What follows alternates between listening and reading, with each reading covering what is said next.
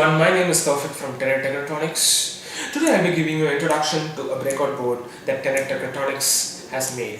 Now I'll be giving you an introduction to this breakout board that Tenet Technetronics has made. This board is named as SOICToDIP Breakout board. This breakout board is very easy for use. So as we see, we can easily fix a DIP board into a breadboard. It is very easy to just fix it in the breadboard. But when it comes to assembly, there are many features that does not make to connect with the breadboard that easily. So here Tenet Technetronics has made fix this issue where we can connect even the SMD components to the breadboard. So we can see how this issue has been fixed.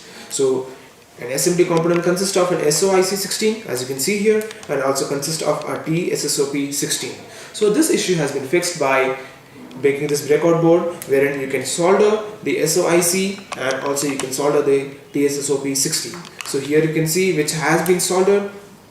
So this consists of the SOIC 16, and here you can see this is the TSSOP 16 that has been soldered, and this has the SOIC 16 soldered.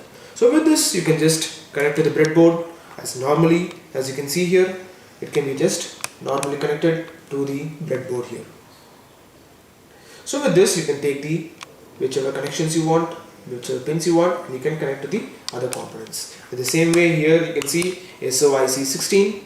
So here you can connect to the breadboard and you can use it for other features. And it is spaced as 0.1 inch spacing between each other. So this has a lot of features. So we'll just now see a simple demonstration of how this SMD components can be used with this breakout board in the breadboard with other components.